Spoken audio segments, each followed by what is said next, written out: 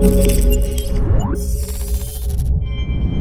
what's going on guys? Arekkz here, welcome back to another Destiny 2 video, and in this video we're going to be taking a look at the Farm, the brand new social space in Destiny 2.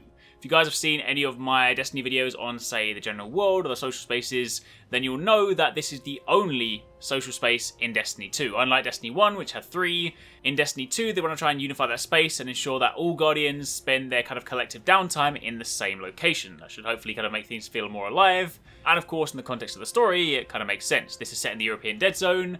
It is where humanity have kind of flocked to try and sort of like rebuild and fight back. So this is a space that will evolve over the course of the campaign. You will see people come and go, and it supports a grand total of 26 Guardians. Now in Destiny 1, social spaces supported, I believe it was about 12 to 14 players. I can't remember the exact number, but what I do know is it wasn't 26. So 26 players in the Farm in Destiny 2, which means you'll have a lot more people there. So for things like the kind of football matches you can play, or just generally speaking, seeing people around the social space, you will see a lot more activity. However, on the topic of activity, during the beta, of course today for the final hour, they give us a chance to explore the social space, and this is purely so Bungie can kind of test that the social spaces actually support kind of a large volume of players, because there is next to no life here. This is basically the shell of the social space with all the kind of architecture in place, but absolutely no NPCs. There's no postmaster, no cryptarch, no weapon vendors, not even any chickens. This is literally a lifeless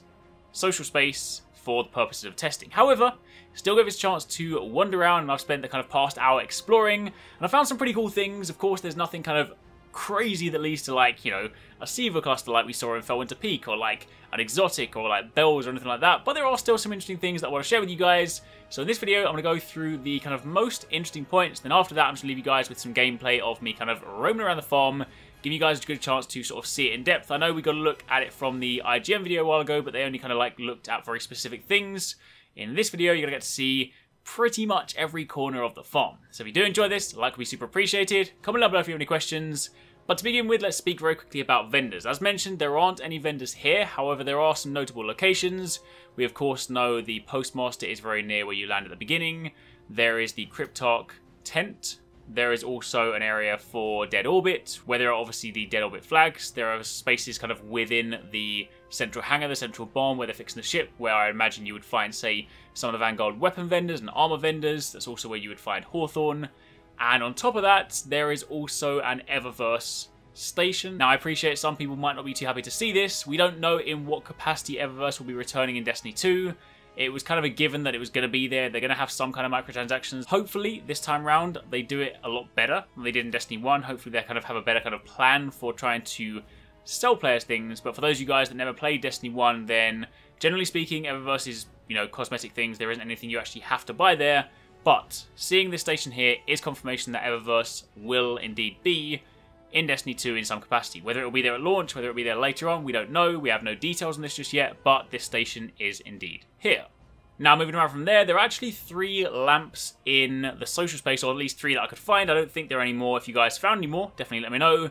But these are lamps you can turn off. Now, I was kind of hoping that these might be, given the fact you can interact with them, they might have been tied to a secret. So I was in the social space with TwoSixNine and Welcome to Paradise. We tried turning them off in kind of different combinations. We tried turning them on and off at the same time. Nothing seemed to trigger anything, so it's probably just like the lamps that you can kind of turn off in other social spaces, or like, you know, the fan you can interact with in the tower. It probably doesn't do a great deal, but there are 3 lamps at these 3 different locations. On top of that, all the different roofs, the different buildings, you can climb onto the top of them, and because of the new climber mechanic, it makes it a lot easier to climb onto things. You can also walk across all of the kind of telephone cables or the sort of pylons, and there is the one that kind of goes over the top of the football pitch. It does go quite high. You get to a point where the cables are too steep and you fall off, and if you go too far, you fall out of bounds. So at the moment, from what I saw during my kind of time exploring, there didn't seem to be anywhere I could actually lead these or kind of follow these to get to anywhere kind of secret. Speaking of secret, there is a room hidden behind the Cryptarch desk. Now, I'm pretty sure this is not supposed to be here, because when you get inside, the textures are all messed up and there's basically nothing inside here. So I'm going to imagine that the way you kind of get into it right now is probably just lacking collision. However, where the Cryptarch desk is, to the left is a flag, or kind of like a piece of material covering effectively the window. If you jump up on the desk and walk in there, you can get into this room behind. There is literally, as mentioned, nothing there apart from these weird 3 kind of prongs on the wall. There's no option to interact with anything, so it's kind of a secret room. but it also has absolutely no purpose whatsoever. So right now I don't know whether there kind of is an intention for this and they just haven't textured it, or whether it's literally just there's no collision and you're not supposed to be able to get in here. I think it's probably more likely that one, but either way, this is a pretty cool enough cool place that we found. On top of that, there is of course the famous football pitch. Here you can of course kick the ball around, you can kick the ball into the net. Every time you score, you get fireworks, and there's actually a kind of point marker at the back of the net. When there are 3 points on that marker, then the big fireworks come up, so you actually get like a big sort of firework display. Pretty cool. On top of that, there are sort of expansive forests on either side of kind of the main buildings. You can venture out of them for a fair bit. There are some invisible barriers, places you can't going to get past. There doesn't seem to be anything there for the time being. I kind of had a feeling that there might have been things hidden around there because there's a lot of sort of foliage on the ground, so maybe it's trying to cover things up. But from what I basically walked around spamming X trying to sort of interact with things, and there didn't seem to be anything there. But if you go over to the other side, the one that is behind the main hangar, the main barn, there is a sort of like a kind of bomb shelter underground, but you can't actually go into it. You can pull up your ghost and you can see there's a little bit of depth in there, but you can't actually do anything there. So whether, again, that is just a dead end, or whether it's just not open in this instance, again, we don't know. But that, my friends, is pretty much it on the kind of discovery front. There's, of course, a water wheel at the back, which you can climb up as a shortcut up the building. But aside from that, there doesn't really seem to be much else. So as social spaces go, obviously it's kind of hard to sort of gauge how it feels when there's absolutely no life here. But I do like the space. I like the fact you can climb on pretty much everything. And I like the kind of, you know, the soccer pitch you can actually kind of get involved with.